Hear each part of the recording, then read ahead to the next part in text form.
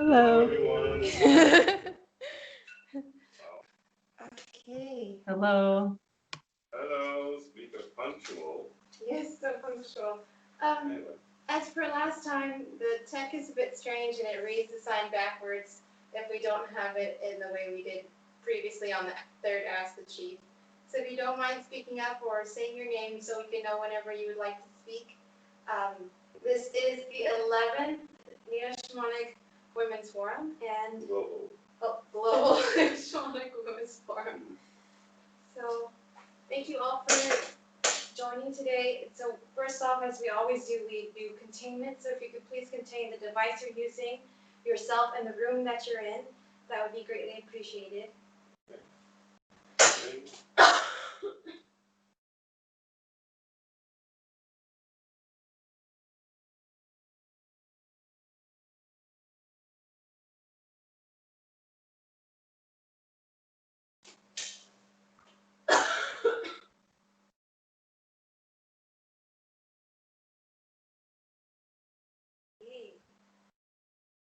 So um, for the Christmas or for the holiday season, we've chosen some films that have to do with the Christmas season. It's a Wonderful Life and A Christmas Carol.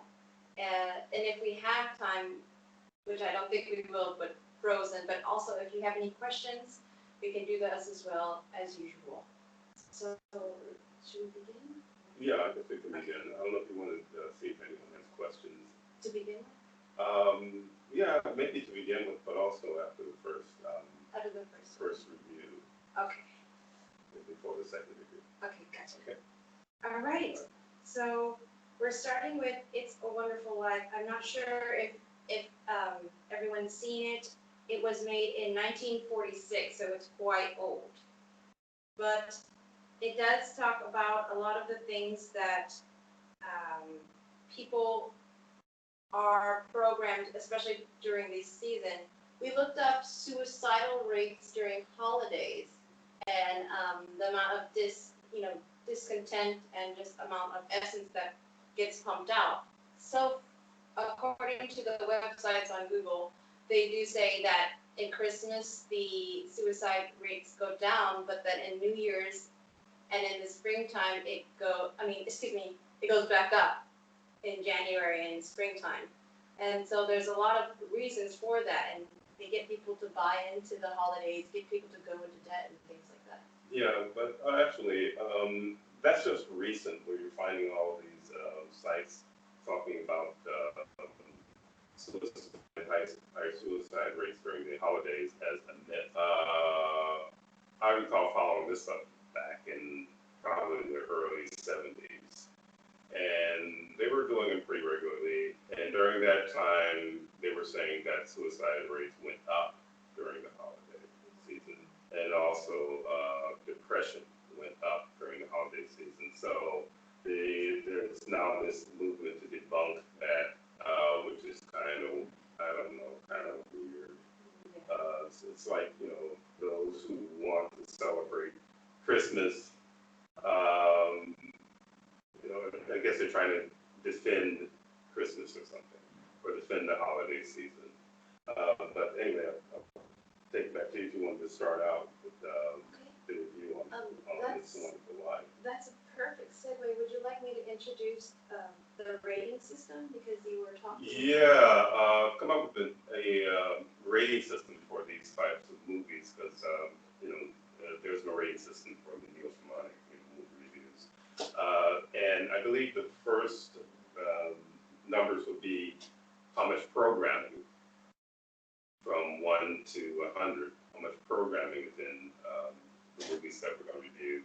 And the remaining number left over means whether it's useful in some ways to actually even observe these just to see what the programming is. So, for instance, if we get a 50% programming rate, then it means half that movie is just all about programming. And what's left over is 50%, which means that, okay, you might be able to get something from it. 50% of this means it's watchable from my standpoint to actually learn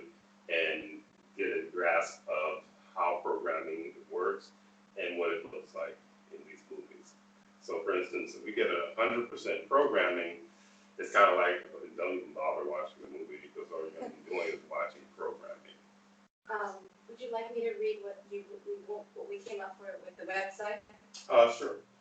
So just like Chief said, when in the past, years ago, because you're 64, 65.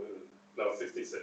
66 years old. So he's had a ton of experience. So there's things that were told to the public, like that suicide rates go up during the holiday seasons, during Christmas season. And then now they're trying to debunk it. They're trying to lead you into their own perspective without allowing you to have any thoughts of your own.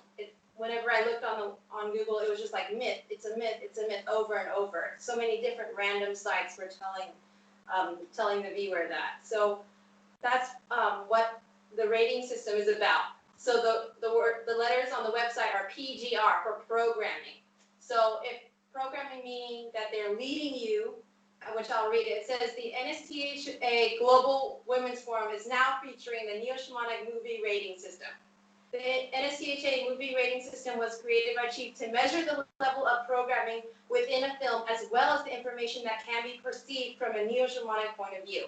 PGR is the amount of programming imposed on viewers throughout the movie, along with the percentage of a movie that is leading the viewer into density's perception of reality. The letters NSTHA measures the amount of subliminal and direct information that can heighten a person's neo-shamanic awareness and expose the negative influences that movies have on one's everyday life. And we'll use muscle testing to show you the rating system that associates? Yeah, I would say associates, yeah. Myself and associates, it's a possibility that I'll guess a certain number, but associates may choose a different number from what I choose. So we're going to be using kinesiology just to see what associates feel about it. One of the things you were saying when you were starting to introduce the rating system and this defense of the holiday season. Now, again, for me, people do what they want to do. I just point out the things that I notice about whatever is going on. So if people want to, do their Christmas, whatever, that's their business. But for those who are joining us on the forum, I like to show it from my perspective, which I consider it a more logical perspective, instead of this. It's likened to people who tell their children that there's such thing as Santa Claus.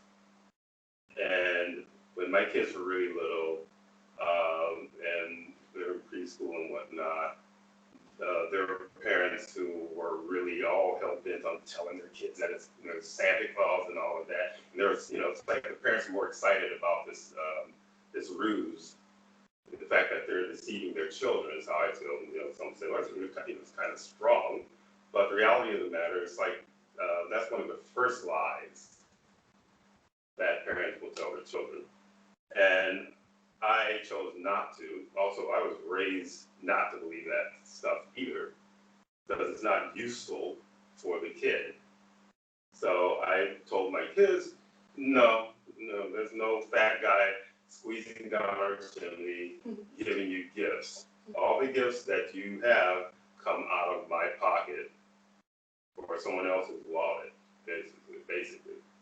And there are individuals who just really were up in arms about me actually telling my kids that that's fake. They wanted me to join this ruse of lying to my children. So I didn't. There are occasions that they ran into some nonsense with people when they were really little. Some old moron called them losers because so what's Santa Claus getting you for Christmas? And they said, we don't believe in Santa Claus. Well, you're a couple of losers, literally just like that. So it shows you the kind of nonsensical thinking that goes along in this society, primarily since I grew up in the West. And it's literally like some kind of Nazi structure of you must believe this, you must believe that, you must believe all these things are basic lies. So With that said, I believe that this move to defend what I call a major feeding frenzy that goes on, once a year during a certain season. Um, Years ago, they would start Christmas season right after Thanksgiving, and then sometime later, which maybe about 30 years ago, they started Christmas season right after Halloween. Yeah. And it was Christmas music right after. yeah, right after Halloween, ghosts and goblins. Next thing you know, it's Christmas trees and Christmas music going on. One of the reasons for it had to do with finance, that most companies, most department stores, they made their revenue during that couple month period. So I kind of get it, it's deceptive, but I get it from a business standpoint. That's when they make the most money. So of course they're going to support that. They definitely don't want someone like me telling them, well, that's a bunch of nonsense, buying gifts for your kids during during that season, or having to figure out what to get my kids, or certain individuals trying to figure out if they have enough money to do all of this, to buy the toys, to buy the trees, and the Christmas dinner and all that other business. So anyway, I'm going to just leave it at that, and then we can get into reviewing It's a Wonderful Life. It's a Wonderful Life. Okay. That's actually a great segue, because I remember you did say that Dent always supports those that create the largest distraction for people to realize that they're in the matrix, that they're in the chicken coop, like Chief says. And so if holidays creates the biggest distraction, why wouldn't it be the season where companies and people get the most money? Because they're supporting the system and they're supporting the distraction. Yeah, basically. Thank you. So in the movie It's a Wonderful Life, it is all about financial struggle for this particular individual. I guess probably most of you have seen it at some point. It's pretty much a season staple for a lot of folks to watch this movie. I mean, I've watched it a couple times when I was a kid. I don't recall if I did watch it as an adult. I don't really remember. And if I did, because I saw it as a kid, I probably half paid attention to it. But it's like programming going on in the back of your head, behind the scenes. There are some family members who will watch it religiously every year. And like yourself. I have a mother unit that I watch it every single year, and I swear I hid. I was trying to get away from the sound and stick some earplugs in. Okay, well, I guess we're going to go ahead and start. You want to go ahead and start with reading the synopsis? I'll just read the synopsis. So, on Christmas Eve in 1945, in Bedford Falls, New York, 38-year-old George Bailey contemplates suicide. The prayers of his family and friends reach heaven, where Angel, second-class Clarence Oddbody, is assigned to save George to earn his wings. Clarence is shown flashbacks of George's life. He watches 12-year-old George save his brother Harry from drowning. As a result, George loses his hearing in his left ear. Later, George prevents the distraught town druggist, Mr. Gower, from accidentally poisoning a child's prescription. In 1928, George plans a world tour before college and is reintroduced to Mary Hatch, who has always had a crush on him. The attraction becomes mutual at her high school dance when his father suffers a stroke and dies. George postpones his travels to sort out the family business. Bailey Brothers Building and Loan is the name of the company, which avaricious board member Henry F. Potter, who controls most of the town's businesses, seeks to dissolve this character's business. The other board members vote to keep the building and loan open if George will run it. George acquiesces and works alongside his absent-minded uncle Billy and gives his tuition to Harry with the understanding that Harry will run the business when he graduates. Harry returns from college married and with an excellent job offer from his father-in-law. George is dejected but doesn't stand in Harry's way and continues running the building and loan. Immediately following their wedding, George and Mary witness a run on the bank and use their $2,000 honeymoon savings to keep the building and loan solvent. Under George's leadership, the company eventually establishes Bailey Park, a modern housing development to rival Potter's overpriced slums. Potter offers George $20,000 a year to be his assistant, but realizing that Potter's true intention is to shut down the building and loan, George rebuffs and rebukes him. During World War II, George is ineligible for service because of his deaf ear. Harry becomes a Navy pilot and earns the Medal of Honor for shooting down a kamikaze plane headed for a troop. On Christmas Eve, 1945, as the town prepares a hero's welcome for Harry, Billy goes to the bank to deposit $8,000 of the building and loans cash. Billy taunts Potter with a newspaper headline about Harry, but unintentionally wraps the envelope of cash in Potter's newspaper and hands it back to Potter. Potter finds the envelope but says nothing. While Billy cannot recall how he misplaced the cash, with the bank examiner reviewing the company's records, George realizes the scandal and criminal charges will follow. Fruitlessly retracing Billy's steps, George berates him and takes out his frustration on his family. George desperately appeals to Potter for a loan, offering his life insurance policy with $500 in equity as collateral. Based on the policy, $15,000 nominal value, Potter says George is worth more dead than alive, and phones the police to arrest him for misappropriation of funds. George flees, gets drunk at a bar, and prays in vain for help. Suicidal, he goes to a nearby bridge, but before he can jump, Clarence appears and leaps into the river. George dives in and rescues him, and they drive off in the toll house. So, should I continue or should I? Okay, you can review what we, Okay. what you just read. Good going. Get it going. So, first off, it gives you a situation of someone who is always feeling like anticipating something and always let down over and over again. And we've had clients who feel like every time they try something, it's always a letdown. And they begin to create a mantra in their mind that nothing I do will ever succeed. Nothing I do, I'll never be satisfied. I'll never get that what I work for to come to fruition. And that definitely is what you think is something part of the essence. Well, I know when we were discussing it earlier, the part of him literally on top of everything else, well, I guess the crux of it, him sacrificing his life and whatever his desires for, supposed to be the populace. And it seems like throughout, the whole movie, for the most part, most of the movie, I should say, that it is like a disappointment after disappointment. And it's as though this guy, the character, the actor is James Stewart. I don't know, some of you might remember this actor who's the star of that movie. And they usually would have him play, a nice guy. He kind of passed that muster there, So it's really like the nice guy just really gets, gets rained on constantly. And it seems as though there's just no real light at the end of the tunnel. There's always something, So there's certain things having to do, we're talking about with one family, and the loaded, which is one of our loaded words, that he did talk about the fact that he had saved his brother from drowning or something like that. And, of course, you're not going to let your brother or your sister drown, that's not, if you can help it.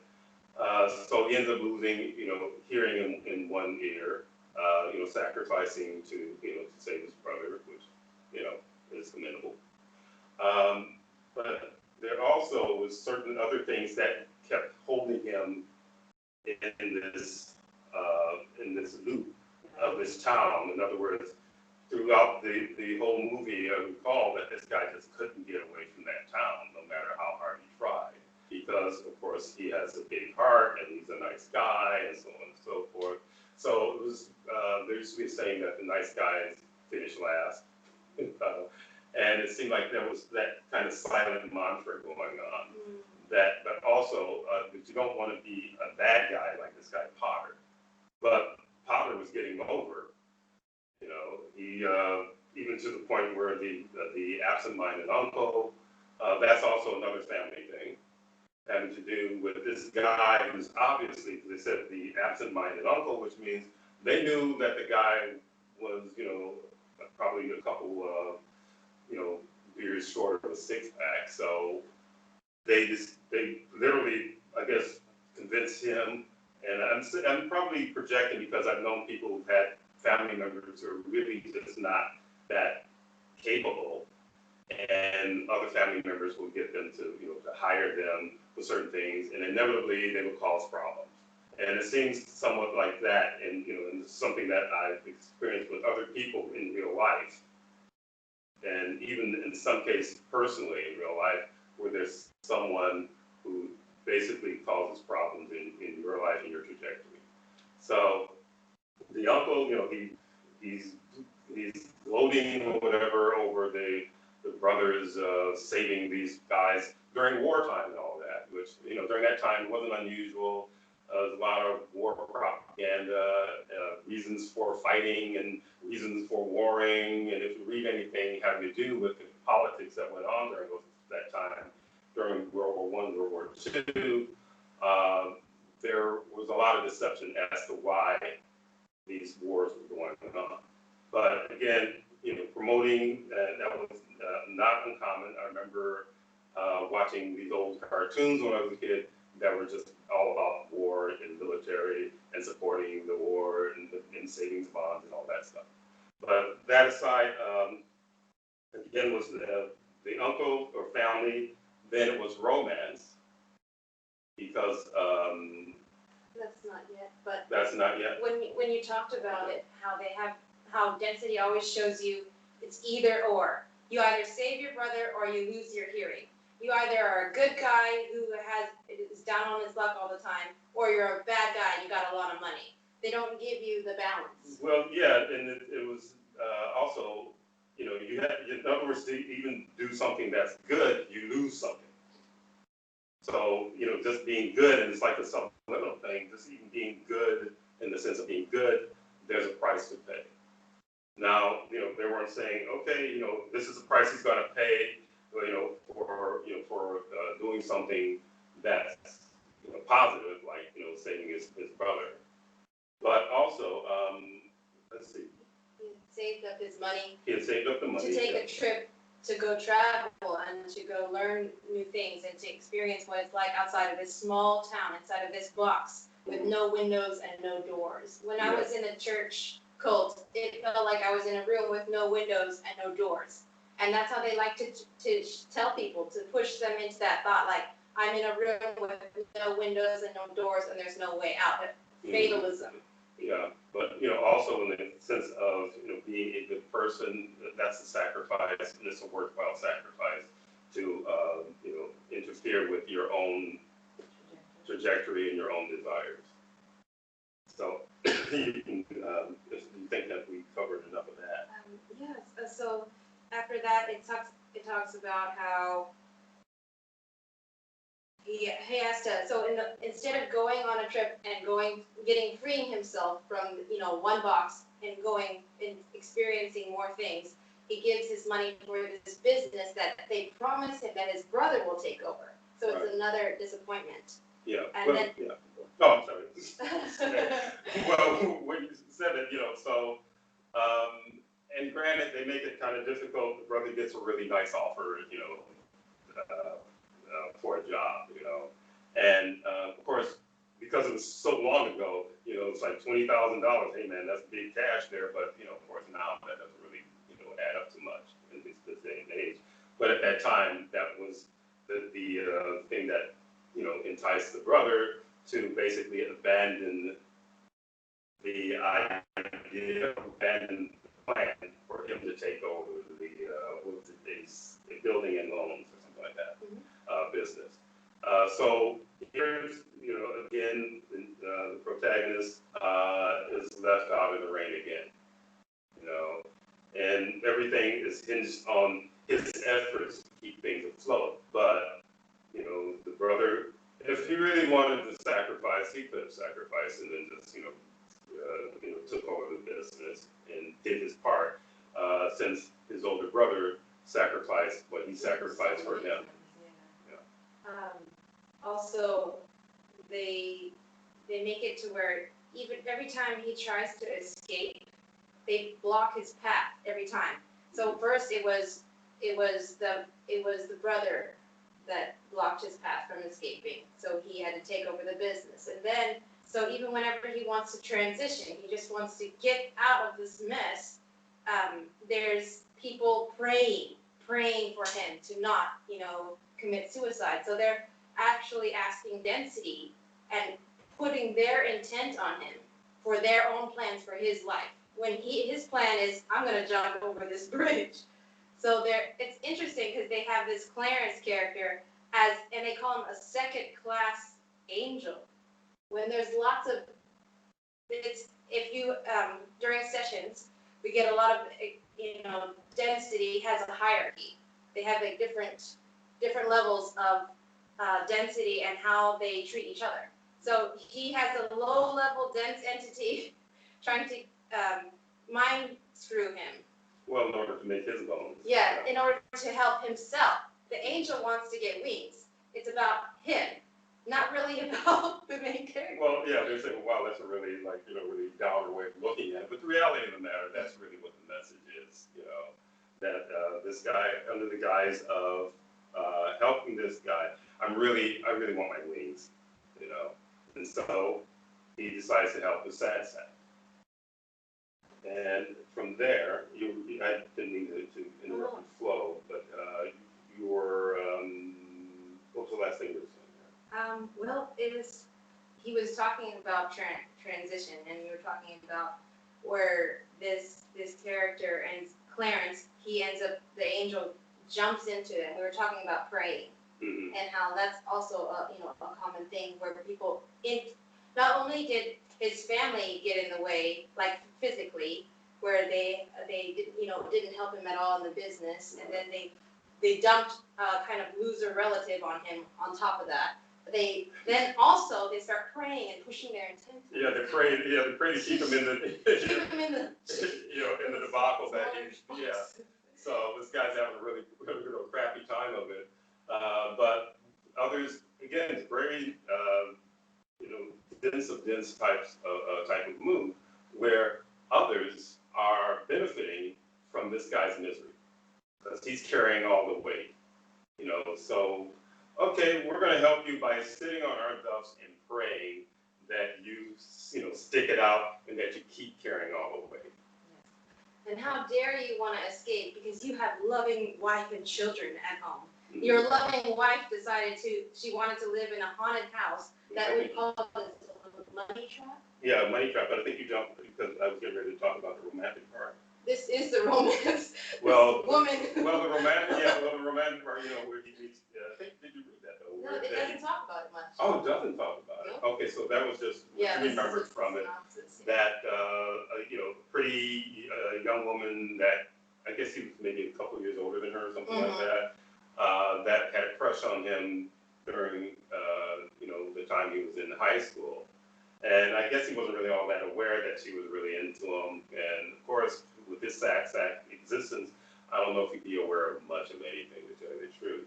So she, however it goes, he finds out she really likes him. She's a really good-looking woman, and so on and so forth. And they get married, which again, through matrimony, he's tied down even more so to this town. Because it doesn't sound like she's someone who wants to leave either, but they did want to experience a honeymoon or something like that sort. So you were talking about the house, and then I'll just throw that back to you. You were talking about her being into this old house that really needed a lot of fixing, if anyone remembers that. And I think for their honeymoon, because he had to give up that money. Yes, he gave up the money for the business. For the business. So they couldn't go anywhere, and they really didn't have any money to repair the house, if I recall. No. So their honeymoon consists of them sitting in this house, and it's rainy, and it's leaking, and I think a cop and a mailman or something like that, they come and they assist with something. I forgot what they brought them or something. They are having a candlelight dinner while it's leaking water from the roof, and it's raining, and these guys are singing to them. Yeah, so it's kind of like this program isn't it romantic to be sitting in this death trap of a house. Just you and me, no cash. There used to be this saying that all we need is love. Oh, yeah. You know, of course that changed over the decades. Well, yeah, that's the Eagles song, but that came sometime after that. But living just just the fact that we care so much about each other is going to make everything all right. And so from there, in other words, the romance business, the romance bit, and literally throwing that out there. So you got young kids watching this, and primarily young girls watching this, and thinking that a guy who's really, I don't know if you say he's down in his luck, but really struggling hard. And again, they portray him as a really nice guy and so on and so forth. But in reality, getting married in the midst of that, I don't think is a good idea. I had a lot of kids. Right after that, they start popping up like rabbits. So I forgot the number of children by the time the movie had ended, how many they had. So not only does he have financial pressures, which again is part of the Christmas season, financial pressures and stress. So from that, I think we did talk about so in the midst of that, I guess it was after that point that the uncle. Yeah, it's like going on all at the same time. Yeah, so much going on with it, and sorry that I don't remember it chronologically, because again, it's been a long, long time since I saw the movie, and we just went through the synopsis. Well, it's interesting because whenever he gets down and out, he ends up gets drunk at a bar, and it's teaching. Well, that's near the end, right? That's. Well, no, right that's at the in the middle. beginning. That's right in the middle, yeah. So, and beginning and middle, because it kind of jumps back and forth because he's going through this sort of like odd illusion that this angel is giving him. And that's interesting because density does give people illusions that everyone else is happy. Look at them, they're smiling, or illusions that everyone else has this romantic relationship. And there's illusions all over the place. The eyes, like she says, have been modified and filled with all kinds of density. So what you watch can be manipulated. And this angel is giving him this illusion of what life would have been without him.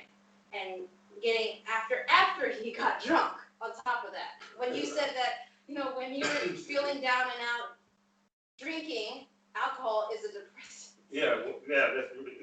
I never quite understood why people run towards alcohol when they're depressed, because all it does is depress you more, But I guess it's just the fact that they feel not in, it's like an escape, but it's still like an escape into a darker tunnel or a deeper tunnel as far as I'm concerned.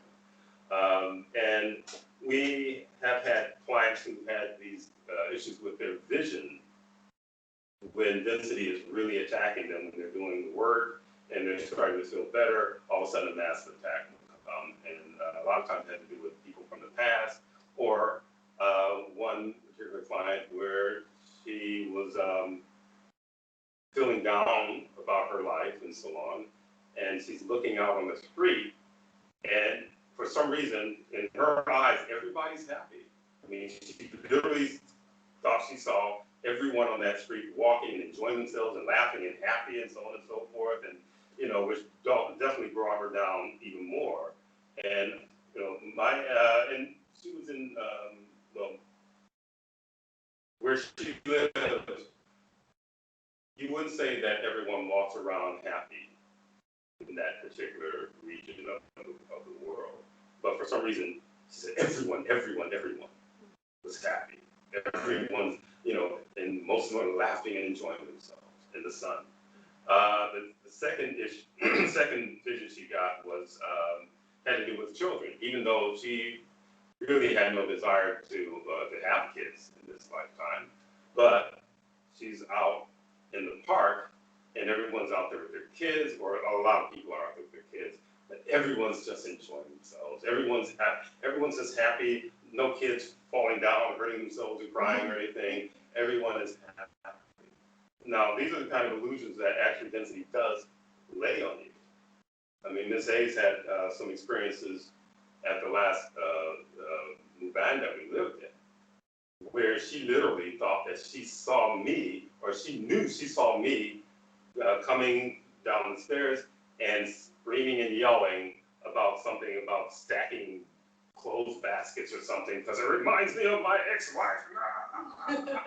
You know, and I said, well, I know that's a lie because my wife never did laundry for me, you know, and she never stacked a basket in her life having to do with laundry. But she literally saw this, and these are things that really do happen with people. So some of this, well, it's her imagination, it's a game that density plays. And at the time, I didn't know that I needed to contain my eyes. I was still, you know, it's a learning process that you learn by experience. And now I always, every time I go out, I do the micro containment for all the parts of my body and especially my eyes. Because there was a time whenever I went to a driving school to learn how to drive stick shift. And as soon as I came in, I looked at the manager and I got something on me, like an attachment.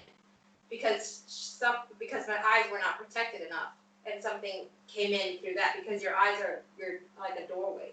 Yeah, basically designed to be an entry point for density to influence you. Also, even having to do with hearing, to tell you the truth. We've had more in this year instances when density gets very, very desperate about what I'm doing. And you've been there where I'm talking about one thing and the other person on the other end of the phone hears me say something else. And I said, no, I didn't say, you know, something just extremely different from what I said. But the thing about that, the other person on the side is experienced in neo-shamanism, and she was cool with it. She says, I know that you didn't say that. If you said you didn't say that, I know you didn't say that. But how density works is they like the childishness. So let's say we're both behaving like toddlers. She hears me say something, I think it's something about, I know that you know, listen to the news all the time or something like that on radio. And, you know, I said, no, I never said anything like that. And the other person, yes, you did. I heard it distinctly. You said this and you said that. And I go, no, I didn't, because I know I didn't. But density wants this little petty argument to go, which is distracting from whatever the conversation we were actually going to have, having to do with something that's very, very positive and something that's very, very progressive. So this happens as well also. So don't be surprised if at some point you're talking to someone and they hear something totally different from what you said. Sometimes you get to the point where you're like, yeah, maybe I did say that, even though you didn't. And you start to doubt yourself. There's all these games that are played primarily just to bring you down, weaken you, allow it, in other words, opens you up to feeding. It's interesting that you say that because, you know, Christmas music plays constantly. It's like difficult to get away from it. Every store you go into, everywhere that it's like on the radio, on the TV shows, everywhere. And I find myself doing containment on my ears just because I wear headphones and I listen to Chief's music, which helps me focus. Like when I'm at the grocery store, I'll get everything that we need for the house, but the specific thing that Chief wants, like razor blades or lemons, I forget it because they're trying to mess with me and make me forget certain things. So that's why I'll contain my ears. I'll listen to Chief's music so I can concentrate and not forget things on the list. And I will contain people, you know, coming, as well as you taught me to not just contain someone's attachments, but contain that person as well, and contain their entirety. We've even talked about containing the whole building before you walk into it, you know. Yeah. And another part of density is like, wow, that's huge, you know. How can I have, you know? Yeah. It doesn't matter. The intent doesn't have the size. And they're using your energy too. And literally, yeah. When I tell all the clients that when you're using these tactics or these techniques that I teach you, I am giving you and lending you my energy to do it. Because reality of the matter, because of how individuals are basically tamped down and drained over lifetimes, a lot of times they don't have the energy or even the focus a lot of times to actually get their energy up to the level where they can actually contain correctly. But with practice, as a number of you know, you start to experience, you know, effective containment. So I lend you the energy to get you up. It's like priming your pump so that you can actually get your energy flowing properly. takes a certain amount of time to get up to that level. Some individuals, depending on how they vibrate, they get it faster than others. They're more effective faster than others, and it doesn't mean anything that the other people are weak or anything like that. You just keep doing it, and eventually you get to the point where your containments are more and more and more effective. But generally, when people are containing food, like from the beginning, certain people, and not someone who's got massive amounts of energy or anything like that, will feel the difference when they contain a meal, opposed to when they forget to contain a meal. And they start to remember to contain a meal because all of a sudden they remember that they can feel the difference. They cannot explain it, but they said it feels better when I contain my meal than when I don't contain my meal. You were teaching me something. I was sitting outside once and I was smelling someone else's cooking, and I had had, you know, most people that I know have struggles with food. You know, just the desire to eat things, reminiscing about times when you ate something, reminiscing about times when you were with someone, you ate something.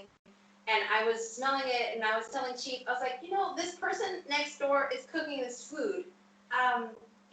Can I get an attachment through smelling the food? Because as I was smelling it, I was thinking, I really like this smell. And it was strange because the person would always cook when I would go outside to do chores and things. And I thought that was quite strange. So I began to contain what I'm smelling and contain where my nose and things like that. I don't know if you know. Yeah, well, I think, we're getting at that very little is coincidental in this realm. So even sometimes the most minute things that you would think is a coincidence isn't a coincidence. Now, are there such things as coincidence? Yeah, I think so. But again, the cleverness of density is to intermix things. So there are times, in other words, if you pay attention and you study what I'm teaching, you start to be able to delineate, or even there's points where someone says, this may sound weird, but this happened in this order, which seems like it might be coincidental, but something inside of me tells me that it isn't. And then we'll muscle test just to do a verification to see what's going on. And it does help because a lot of times it isn't a coincidence. And with the help of associates and so on who observe certain things, and me being able to tap into these things in a very radio expansive way, I can actually keep you from feeling like you're losing your mind.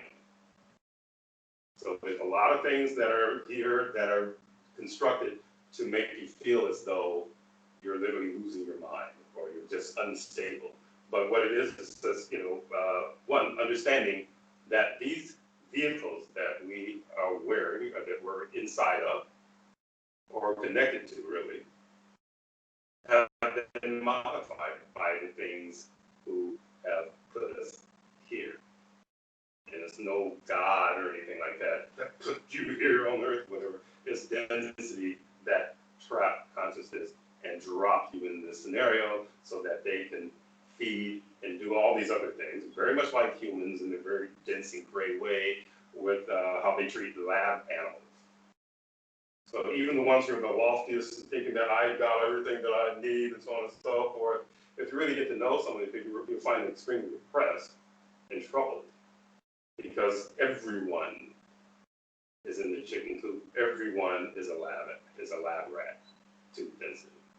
So I don't want to get too far away from the movie with this. That's okay. But it did need, and anyone who have watched the forums or joined the forums know that I tend to flow along with the current. So if I pick up on the current, regardless of what I'm talking about, I'll just go in that direction. But because it's a movie review, we're going to bring it back to the movie. Well, it's also about Christmas as well. Yeah. So when you talked about that people are lab rats, they are the chickens in the chicken coop. And what do they do with chickens? They weaken their genetics so that they're more docile. They're more easy to control. Their main focus is egg production. Just produce eggs, produce eggs. So if that's how they do to animals, why wouldn't they do it to the people they put in this fishbowl as well? To modify them to where they're easy to control, to modify them to where they're just producing essence, producing. Because I find myself when I'm watching movies, my heart chakra will want to open on its own, and I have to contain it and force it closed. Because this body has been modified for me to give essence to density.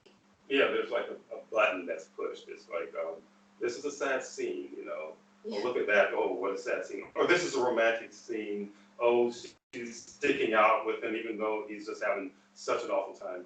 Wow, what a great person, And when you start looking at it like that, it's like a button that even punches in your head before you even look at it that way or think that way. When for me, logically, it's like, wow, why would you want to get married when you don't have your act together? And why is she, loading more on this guy? Because this is a time in the West where man's supposed to take care of his family. The woman is a housewife.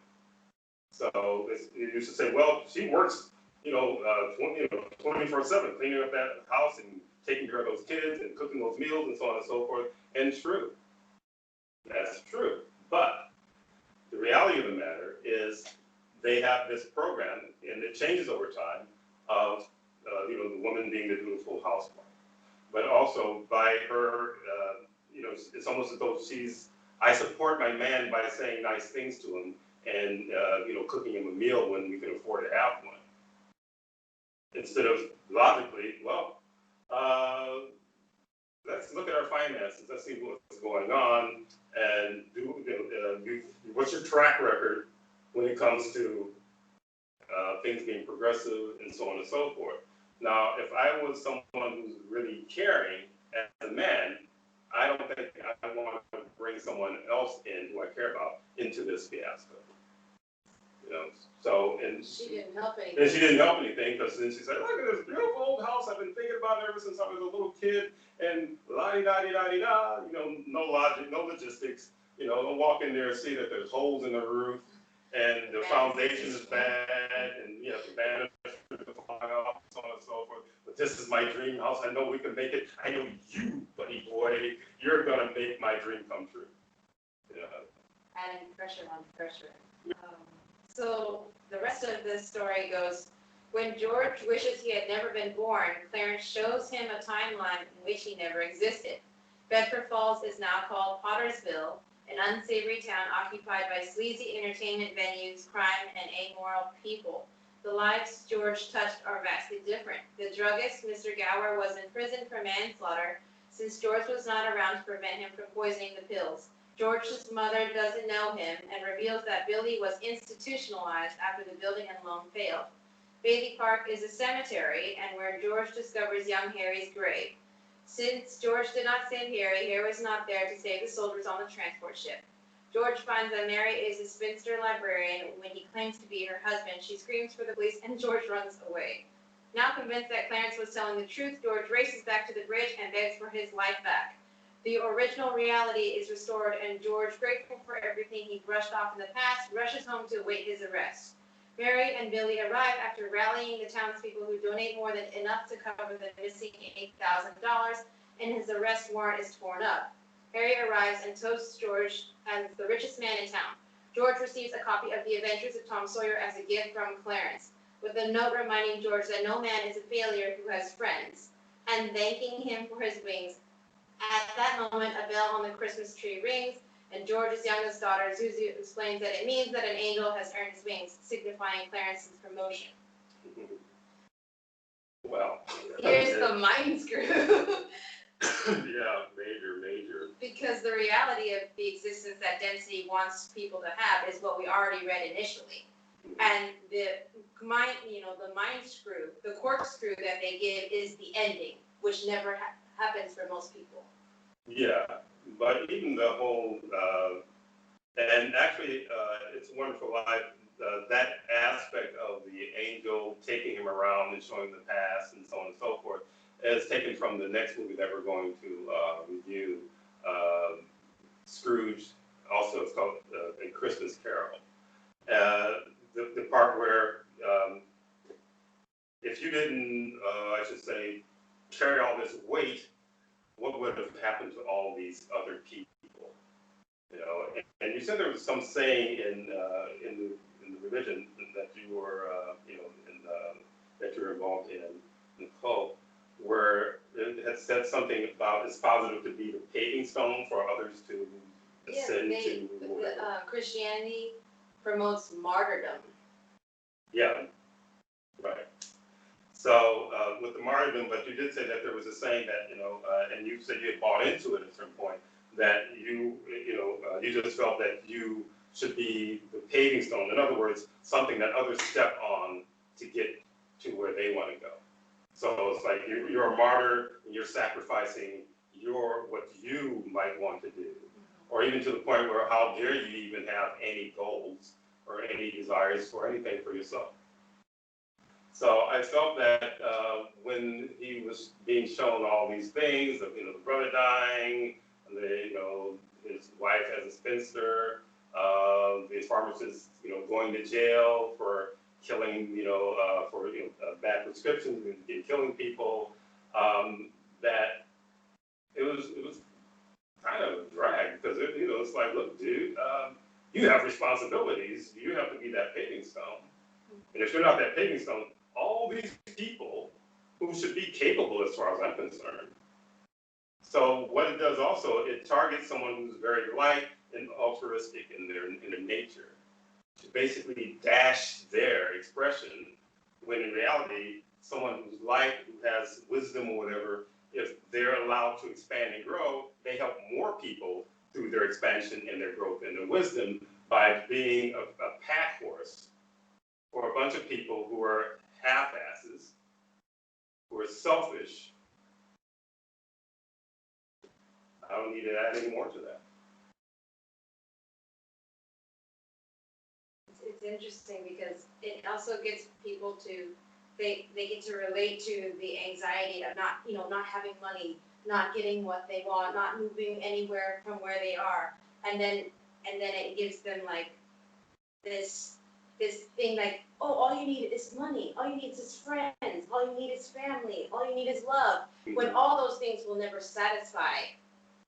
No, it really doesn't, and it's kind of a cop out. I've known people who have used that, where a family member passes on, someone who's older, and they end up not really having much to their name, not much to leave behind, and so on. And first of all, she didn't have much.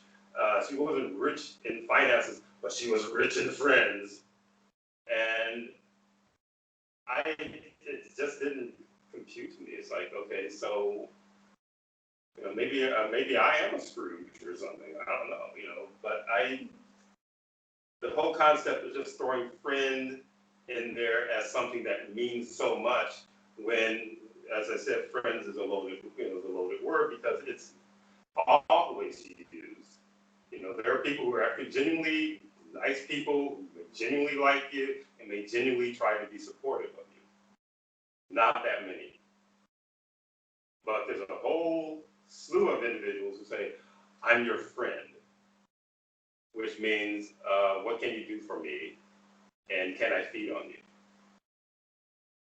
So there are people, who have done things where they gain notoriety, and my goodness, the number of so-called friends who come out of the woodworks, or people who all of a sudden want to be friends, or these types of movies where there's a kid who's being bullied in school by a bunch of, little punks, and that person, rises above the bullying and actually succeeds at something, and wins the day, and then they'll show the little bullies going, hi, how are you? Hey, remember, hey, sorry about all that other stuff. I didn't know you were going to be something, or else I wouldn't have been such an ass to you. And I've had more of those experiences coming up as a kid than the others, where these genuine friends, locking arms like in the Wizard of Oz and skipping through the poppy fields. So again, me as a downer, but well, it's interesting because the way that density does it, they create like a cycle. So the guy, he's he's trying to escape being fed on by a transition.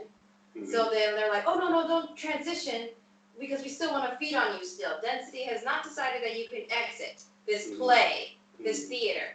And like you said, you teach clients to be an observer and and rewrite, choose how you want to live instead of being in their play.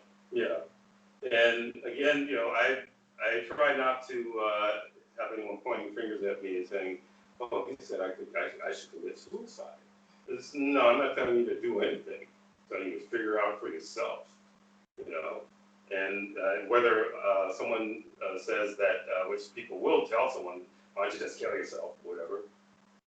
And if that person does it, is it, the person's responsibility? I mean, the person who just basically pushes them over the edge there, are they responsible for this person making that decision that they don't want to be here anymore? Which they've thought about many times before that one time.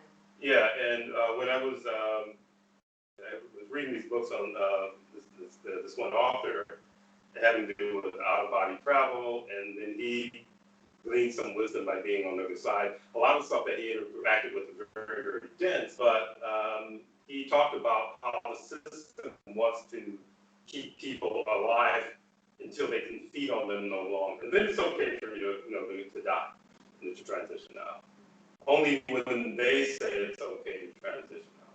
So there's a book, I think Zohar's book of the Bible, where most people who are involved in Christianity, and I'll speak of Christianity because it's in my family, I grew up around that stuff.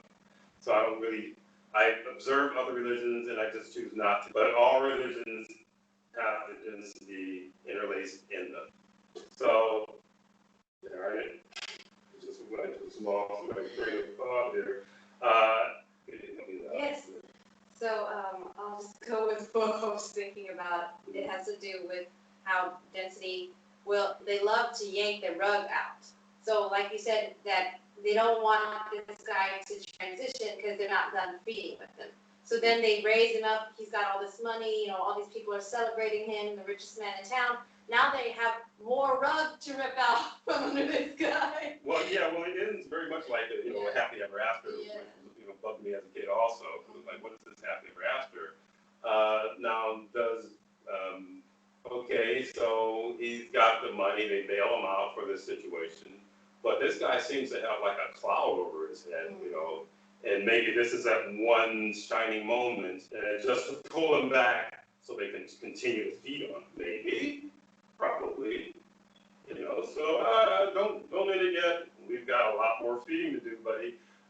Just to keep you here, it's like working at a company, and they don't treat you very well. You're a hard worker, and this is from experience when I was younger also.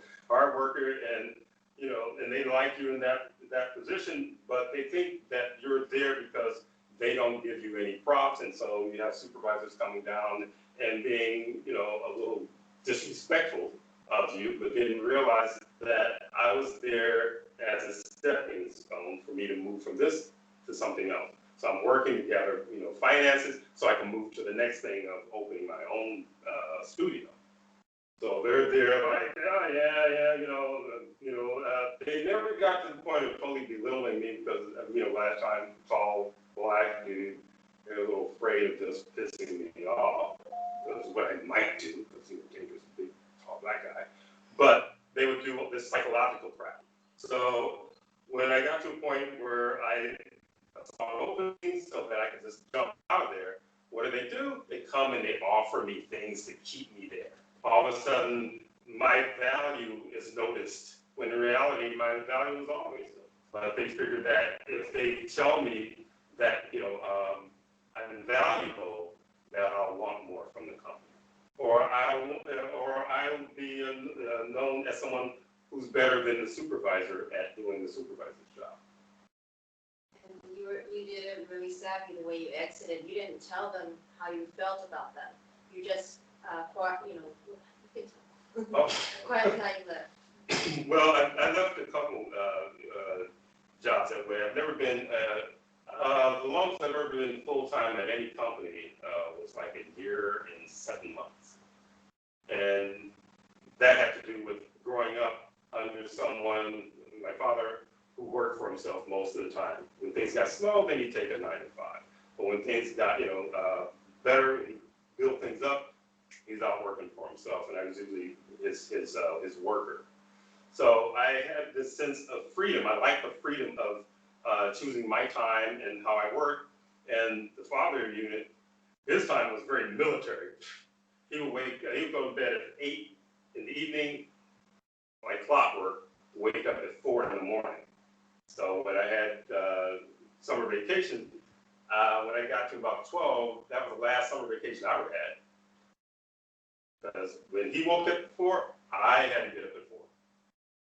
So if I didn't get, I'm groggy and dragging myself and trying to eat, my mom trying to feed me, whatever, she said, you better get out there because he's going to roll, he was a trucker, and he's going to start rolling at, 0500, right on the dot.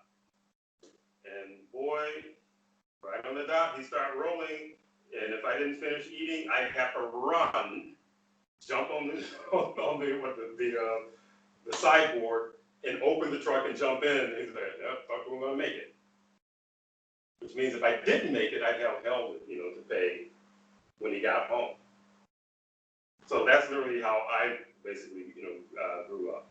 But with these guys they got wisdom from older people when I was a kid also. So when I would leave a place, I wouldn't let them know that, I was leaving until I left. But usually I would allow them to actually feel so confident in their abuse, that when I had all my ducks in a row, I would go, okay, well, it's time for me to move on. And they go, what's happening? What can we offer you to stay? I said, oh, no. I said, I'm not angry at anybody or whatever. It's time for me to come. So I would leave, and they would never quite know exactly how much I didn't like them. But certain individuals from those particular jobs, and one in particular, when I was in New York City, they would come looking for me after a while, because they didn't quite, I didn't really show my butt on my way out. I didn't burn any bridges. And it wasn't because maybe I might be able to use that again, but it was just less aggravating. I don't like being in that zone. So I would just ease my way out. Well, not really ease my way out. It's just like, okay, I'm leaving at this particular point in time. Thank you for all the offers. I wouldn't say, well, you guys could have offered me that before, blah, blah, blah, blah. It didn't matter because what I wanted was different from what they wanted from me anyway, which is basically for me to, be slave labor for the corporation. So, I guess that's basically it. But you didn't let them really burn you. Remember whenever they told you that they want your door open all the time? Oh, that was at an ad agency. Yeah, that was another company in New York that worked for an ad agency there, and there was a lot of larger ad agencies were buying out smaller ad agencies or medium sized, because the ad agency I worked for was actually a pretty predominant ad agency at that time. But it was all these corporations were swallowing each other up, and so when they started to swallow up with these companies, I don't know, they have movies that used to portray it where you would, a certain number of the employees would end up, being let go, and depending on when you came in. So if you came in last, you're going to be the first to go out the door. So I knew this was happening. And they had this system where I was assistant art director at the time, and I had my own office. But the rule was you have to always have your door open, And when I realized that what was going on, and just by observing, I would just close my door, and then I would just start working on projects so that I could actually, segue out of there back into freelance and starting my own business. So. No one bothered me after, when I would do that. And I think maybe they were afraid to bother me. It wasn't because I was big and angry or anything. I was always cordial with people. But I think they kind of got wind that I knew what was going on. And I was just being there, doing my own projects to take care of myself. So I wasn't going to sit there and wait for the last, whatever to get, yanked out and then be out, looking for unemployment compensation, which I did deal with that for a minute. And for my salary, unemployment, you might as well have just been on food stamps or something. So, yeah, I didn't know we were going to go into that one. But anyhow. No, it's just the way that you would talk to me about how you dealt with people. It was not as like a lot of, from my experience, a lot of workers, when they work for someone, they consider that person the boss and that they are lesser. Mm-hmm. But you always approached it as, I'm not lesser. I have my cards to play, and you know I'm damn good at what I do. So if you don't like it, lump it. And so that's partially why you could keep your door closed. Yeah, they were pretty supportive. You know, especially on the other side of the family, they had this kind of attitude. They were kind of gritty and not in an obscene way, really cool people, but they were steadfast in what, you know, in their sense of self-respect. So anything that I felt was I was dealing with was disrespectful to me, I wouldn't just blow up and just start to, you know, in other words, burn a bridge before I'm ready to get to make that jump. I'd just be very savvy about it. Someone would say certain things or whatever, and I just like, whatever, because I know what I wanted to do. I knew what my reason for being here was. And when I worked at 9 to 5s like that, there were always a large number of individuals or workers who looked at that job as the job they would have for the rest of their time working, or the rest of their lives or whatever. And I never looked at it that way. But a lot of it had to do with how I grew up and the fact that I enjoyed the freedom of being my own boss. And you talked about how, like, I've seen some people, the way they work at companies, and they're always like, they act like the company is the mother bird giving them the food, and if mother bird doesn't feed me, then I don't have anything. But you were doing projects in that room, whether or not the company was giving you a job, different jobs or not. You were always doing something. You always looked busy. And there's a lot of like strategy in moving through this dense realm. And I just like the stories that you share. That's why, because this guy that we're talking about in this movie, he has this business, but he's not, you know, innovating it. He's not trying to find, a new outlet where he's not freaking miserable in that bank business. Yeah. Finding a worker that's actually knowledgeable, a worker that's actually skilled, instead of just having his weird relative helping him out. Why not hire someone who actually has skills? So he's in this box and not trying to look out, and that's why I love what she teaches us, because it's about looking outside of the box that they put you in. When I was growing up, the parents or units the relatives tried to make me think that everything that good comes from them. That nothing I have is because of my own hard work or my own effort. It's because they have their genetics, or because they initiated it. They said, oh, you should go draw, but I spent years drawing and was able to draw like I do. Or you should go sing, and I spent years with effort of singing, and then now I can sing in the way that I do. But they're going to try to take the credit. And that's a lot of the way that, density does. And some of these companies were trying to say that, to minimize you, but you would not allow that, and you end up working for yourself. Yeah, and I think they kind of kept it to a certain point, because I think they can sense when someone isn't being affected by them. So a lot of the other employees were affected by the supervisors coming in problems. So, for one, it's literally like corporations are designed the way that the dense realm is designed. They have this hierarchy.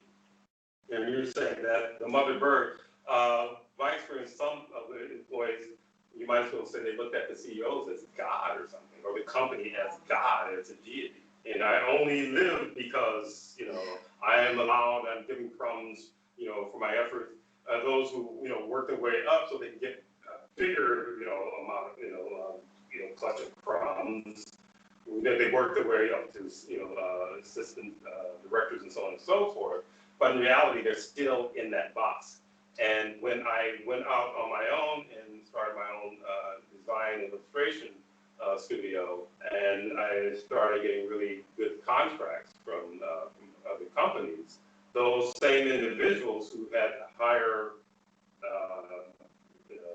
positions than I had in the company, the amount of sour grapes and jealousy, and they were calling me in as a private contractor do work for them.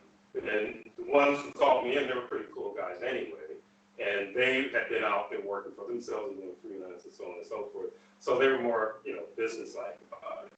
But the ones who were lifers, the amount of stink eye you get walking into a zone because they're stuck showing up at this place 5 days a week, sometimes 6 days a week, doing overtime and so on and so forth, with a fixed salary unless you're doing overtime. So they wanted to keep me in that box by saying, okay, well, if you're working for them, how about this? We have medical insurance and dental insurance. One, I don't get sick enough to end up in a hospital, so I did get a hernia, And when I was a kid, that's another story there. That had a lot to do with density when I ended up, and I wasn't in the hospital. I think maybe I can't even count on one hand the number of times from the time I was born. I wasn't even born in a hospital to this day. The number of times I've been in a hospital. And where I was going with that had, darn it, I took a left turn. I can take it. But anyway, I wanted to tell you it was a good segue though, from my last tirade. But anyway. Well, you would talk about so this character in this film, he had his situation is similar to some clients that have come to Chief, and these clients were marked for punishment by density. Either they rebelled against density, or they didn't do whatever density had wanted them to, or they were marked as cursed. They had these attachments that were just always causing them bad luck after bad luck. Even if they hired someone, that person would be a dud. Even if they had got money, they'd lose it. And if they bought a new car, it would crash. These are the things on the other side that keep you from even having, minimal amount of wealth just to live, easy or live, at a pleasant pace. Well, I mean, when you're saying that, it does segue into when I worked for Dow Jones for a while, and I was in the illustration department.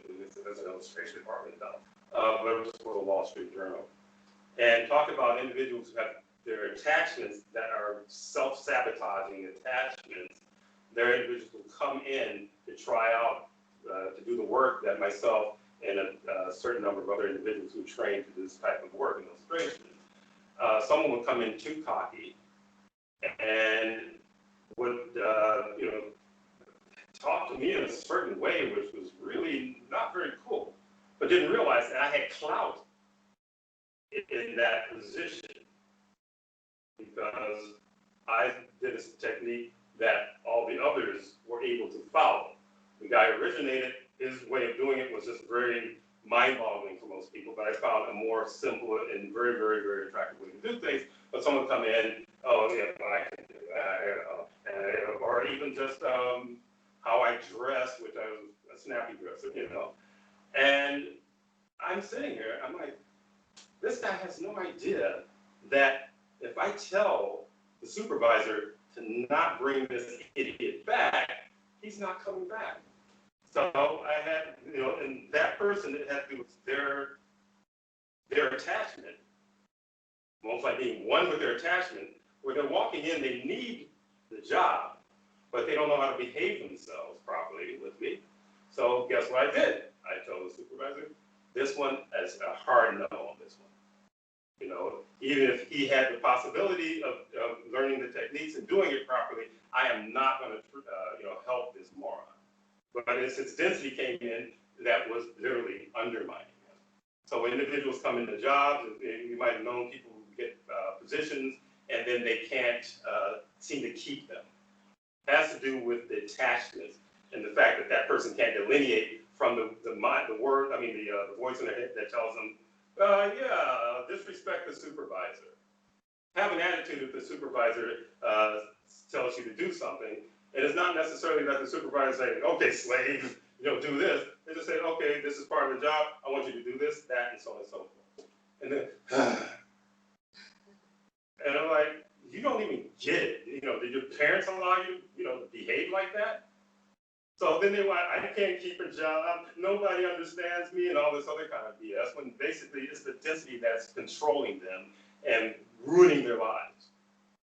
And I've had a few clients who have struggled through that. And some of them really need to have more sessions, but they start to feel a little better, then they disappear for like a year, then they come back and they say, okay, what did you destroy this time in your life? We had a client who, he came in because he said that he felt like he had a financial block. Mm-hmm. And he said that he felt like that, he would like Chief to help him with that, and could you please help me? And so Chief knocked out the density that was following him and just, making things not work, making deals not go well, bringing people who would be asinine in his direction, and his success changed overnight. He had opportunities that came.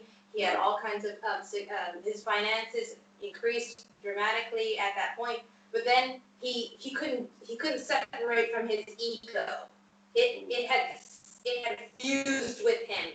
And so as soon as his luck what he considered luck got better, he started disrespecting Chief, started disrespecting your daughter. Yeah, disrespect my daughter, and she does the work, and it's like, oh, you don't want to mess with her. I trained her, and to the point where he was a corkscrewer also.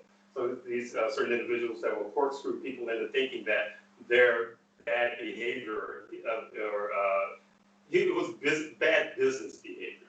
I ran business for decades, and I told my daughter, I said, look, I know you haven't run a business like I run business, but you're telling me what that person did was totally disrespectful, and I want you to be aware of that. So she sat and she thought about it, and she started getting angry and angry, where logic overrode his freaking corkscrew in her head. And once that was dissolved, she said, that guy, he had me doing all these changes and so on and so forth on this project for him, and then he didn't want to pay for the extra changes and the extra effort. She's the one that sent him to me. So she says, I'm pissed off. I'm going to hit him. When one of my people say they're going to hit you, they mean they're going to hit you on the other level. Guess what? All of a sudden, business started getting bad. The other project that he's so proud of, where his ego got pumped up, you just have pictures of this guy sitting on the floor in pain and so on. And then what happens? He starts trying to get in touch with me. But also, he's being a real cheapskate anyway. Yeah, he sat in front of her and was like, oh, I'm not going to pay you for what you did. I'm actually just going to tell you all about network marketing, and that should be enough, right? Yeah, then we're even. I said, I didn't agree to this bargain. I said, did you agree to no? I didn't. He just threw that. I said, okay, I'm going to save you here. This guy's a moron. And so this individual, first he's stepping like, still this whole ego thing and thinking that I don't know what he did to my team member, my daughter. So I'm like, well, Ms. I said, I'm not going to help this individual. Yes. But I know what's going on. He's down on his luck. And I said, okay, well, we'll see. So a month later, and he's not getting the message because they're not returning his text. We're not returning his text. And then finally, we had to block him. And besides, if I were to give this individual another session after what he did, that would really make me look really bad. And someone like that would look at it like, haha, she's a real pushover. So I have to play the hard game. No one F's with me or my team members, ever. If you don't think I can't hit you, oh boy, you got something coming. Try me. And I'll just leave it at that. There's lots of clients who are very respectful, and they reap the benefits. Yes, they reap the benefits and the support on the other side, because what attacks you financially, physically, mentally, all comes from the other side. People want to delineate it and think it's, oh, you didn't learn enough in school, oh, you don't know the right people, oh, you don't have the right connections, oh, you're not popular enough. No, it's the things on the other side. And when people are aligned with the movement, then the associates who are on the other side too, they bring the support for those who are supporting. Yeah, well, also, this individual, I think, what he had, 2 sessions? Yeah. Like that, 2 sessions. And I turned things around for him in 2 sessions, but he didn't realize there's a hell of a lot more work to be done. But yeah, I got mine. That chief guy, shoot, I'd have paid 10 times much to get what's going on now. He must be a sucker. And so he behaved in that manner, and he behaved in that manner towards my daughter. And now he's out of luck. We blocked him because he couldn't get the message. We're not getting in touch. We're not returning your text because of something. And actually, what did he do? Like a year later, in the midst of him realizing I'm not giving him the session, he pays my daughter what he owes her with an apology letter. And I'm saying, what, that's supposed to, clean the, wipe the slate clean? I said, no. If you step in it with me, you step in it permanently. And I really do give people a chance to kind of like get it together and understand certain things, and I'll present things in a certain way. So, bring that up. That's one of these instances where he still has so much density on it because he just looked at what I was doing. Oh, it's one of these fly-by-night healer guys. Well, I think he looked into actually doing something for me when I've been running around for years trying to get somebody to straighten this out for me. But I straightened it out for him, but didn't grandstand, puff out my chest like a, freaking turkey or peacock and strut around and say, no, you're my, my punk or my slave. And a lot of people, they come to chief for financial, aid or something like. Something to knock down a wall that's blocking. There are people come because they've had what they consider to be bad luck, and I don't believe in bad luck, especially after the number of clients I've had who have talked about it. I always find something interfering, causing problems. And density, if you don't know anything about what I'm teaching and what I know, you don't know why things aren't working for you. Some people feel like I'm just bad luck. And then you start to observe, oh, this thing that's following this person around is what's causing all these problems. And some clients view that, okay, if my finances get better, if my health gets better, then that's the best that I can get. When you're still in the matrix, if that's your highest goal. If it's not transcending, totally transforming your consciousness and everything in the way that you think into a way that can escape the matrix, then you're still running in the loop. You're still like this guy who's in this unlucky circle. There might be some highs, but their lows are way lower than that. And so that's why the clients that really want to not only transform their health, not only transform the finances, but transform their consciousness. Lives. And their consciousness and their lives. That's the real treasure that someone, if they seek for it, then that's what's going to really help them escape. Because even if they have money or health, they're not escaping this realm.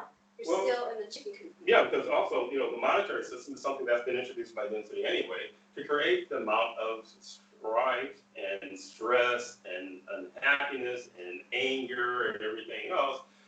So much is around finances.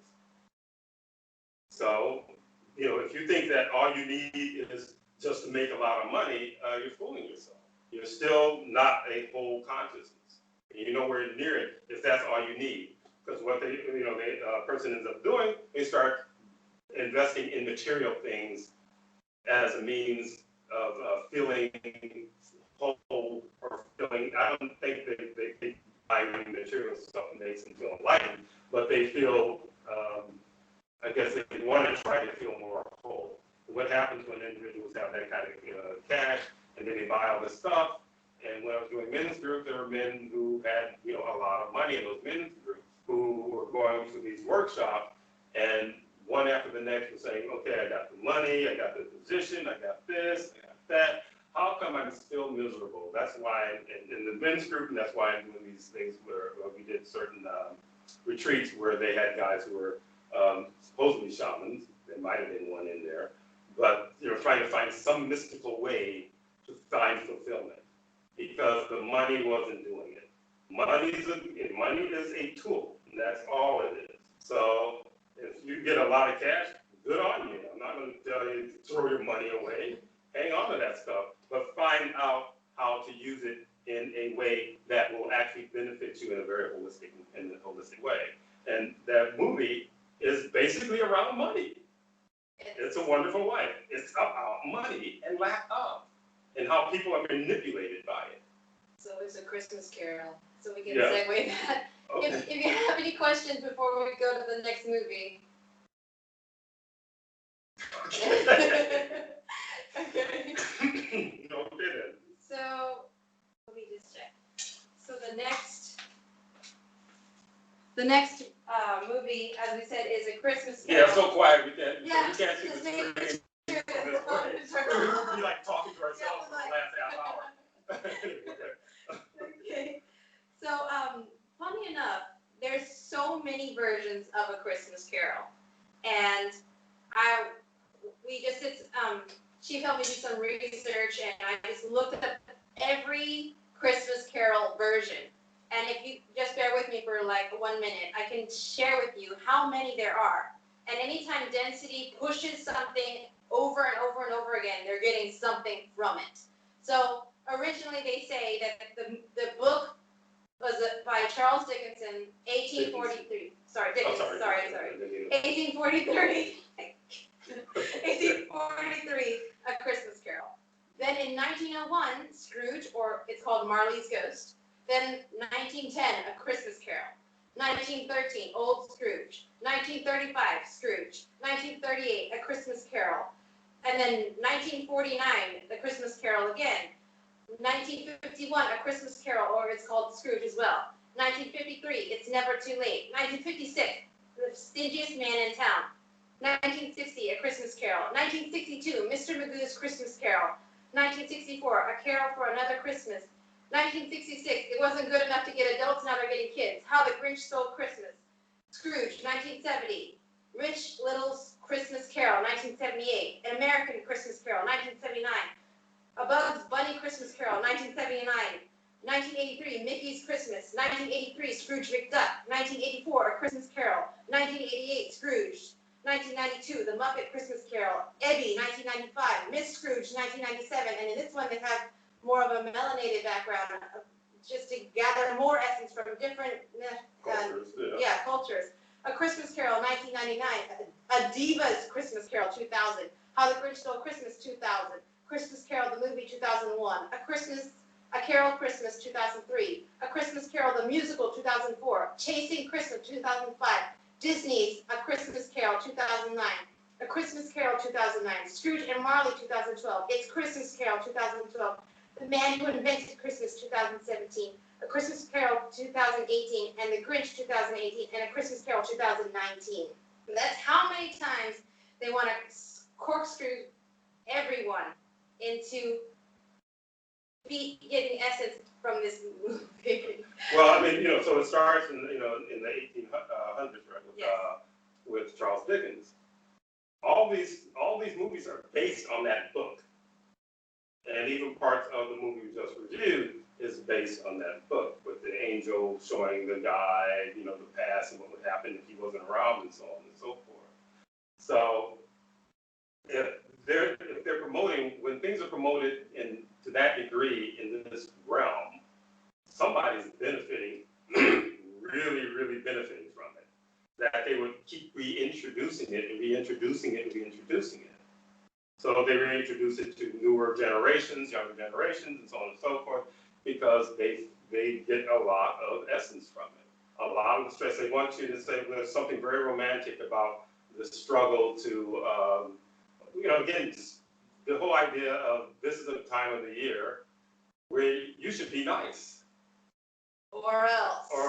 Or else. This is what Christmas Carol is about. Yeah. Celebrate or else. Yeah. And so what they did, they scared, Scrooge into behaving in a Christmassy way. So, okay, so there's this season, Scrooge he gets, frightened into getting off some money and doing some things that are supposed to be pretty nice and so on and so forth. But again, to me, it's like happily ever after. What happens after that? A person who gets frightened into doing something, if you've ever known people who get frightened into doing something when they're just little jerks, but somebody corners them, and you better, okay, and they'll do what you want them to do until until they feel they don't have to do what what you want them to do. So I would put money on the fact Scrooge would go back to being Scrooge after a certain point.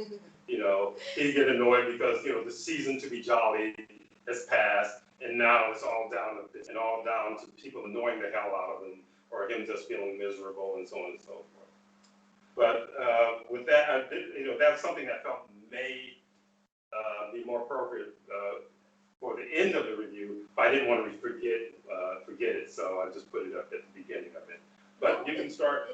It's interesting because some of the other versions of A Christmas Carol say things that give you a little bit more tidbit as to Density's real intent when putting out version after version of the same book or movie. So there is one movie called Chasing Christmas, and the synopsis says, when Grumpy Jack refuses to celebrate Christmas, the Bureau for Yuletide Affairs sends the ghosts of Christmas past to change his mind. Things get complicated when one of the ghosts takes him back to Christmas 1965 and refuses to leave, forcing Jack to chase Christmas back through time and get home.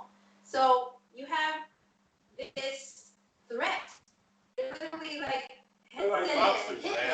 out for you if you don't celebrate Christmas. Yeah, the Yuletide mobsters show up, they shake you up a little bit, So, yeah, that's literally, but again, all the rest of it's just the same. It's about being threatened to follow this. That's like what I said about certain parents who thought that I was being very negative by telling my kids that there's no Santa Claus. Because they wanted to do this, play this scenario that I observed over years before my kids were even born. And I knew, because too, my parents wouldn't allow that either, as my parents' wouldn't, well, my mom's side. My father's side, I don't know how they felt about Christmas, For him, he's just like, okay, there's money for the kids, that's it. But on my mom's side, I knew that my mother's mother didn't go for that whole Santa Claus nonsense, for various other reasons as well. So when I decided, and talk about family, the same mother who told me that there's no Santa Claus, she wanted me to at least get the tree and the bulbs and all the lights and everything for my kids, because I decided I wasn't going to celebrate it because I was being a rebel. In their mind, I was just being practical. When my kids got to a certain grade in elementary school, they already knew that there was a Santa Claus, and somewhere along the way between kindergarten or preschool and 6th grade, some of the other kids kind of got wind of it, that there's no Santa Claus. And it was a most embarrassing moment for one of their fellow classmates who came in during the season. Oh, what Santa Claus going to get for you?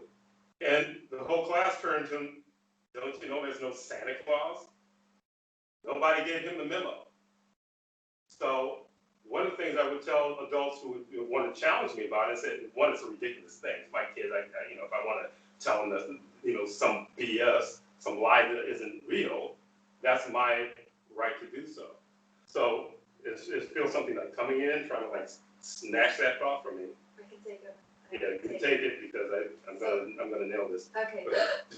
So there's also when there was in past sessions ago for myself with Chief, he found this thing that I was connected to, and whenever I looked, I might have spoke about it before, but it looked like this amorphous blob, and it had all these like candy canes and reindeers sticking out of it, and Santa hats, and there was like music and everything, but it was like gloopy, like it was dripping this like yuck, and it had Christmas lights all over it, and I bought into Christmas so much because my life was really miserable.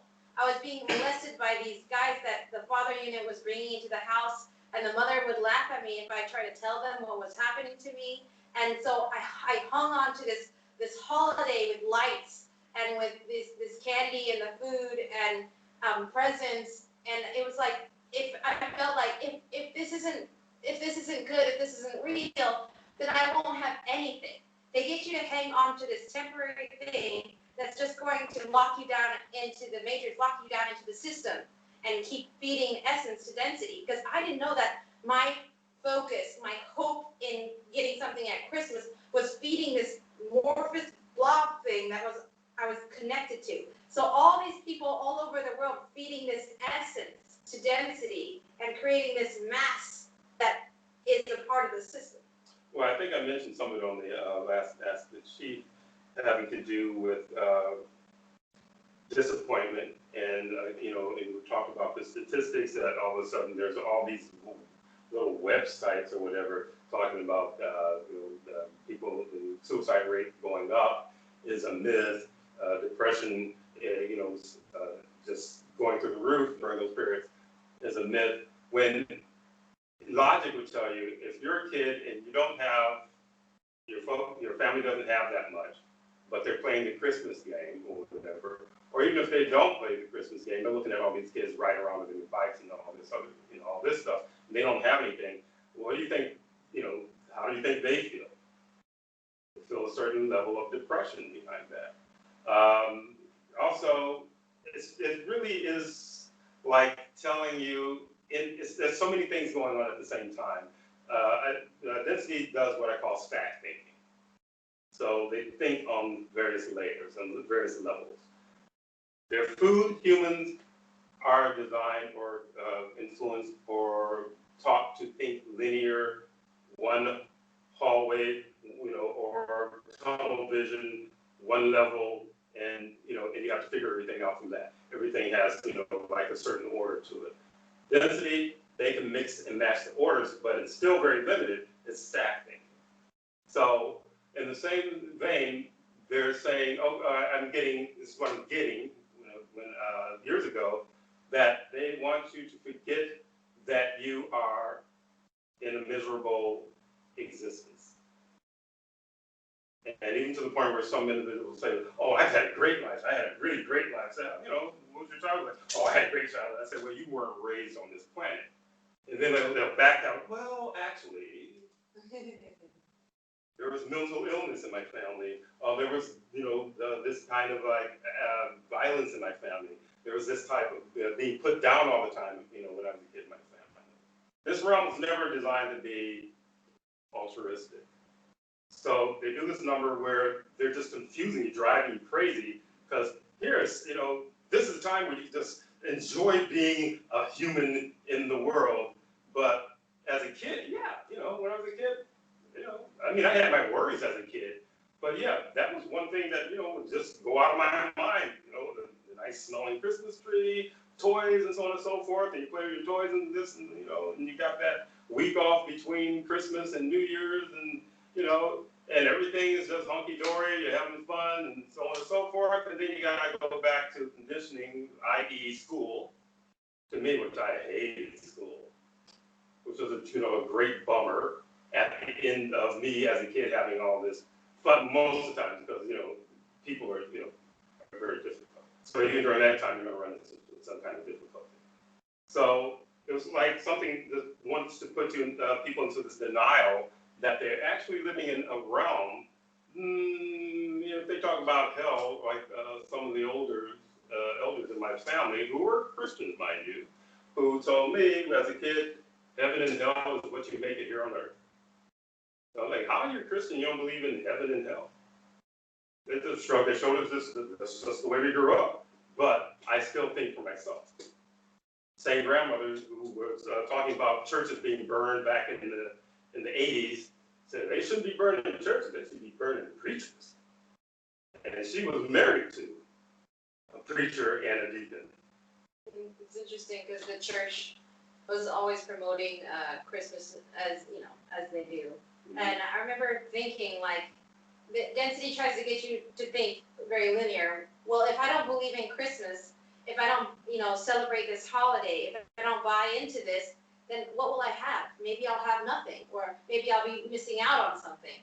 Mm-hmm. But I just, abandoned that, and I went full bore into shamanism, into what Chief taught me. And I'm learning how to have more confidence in myself, more confidence in my containment, and I'm totally different than feeling like this external thing defines me. This external thing is what I prop myself up on, like I'm walking with crutches.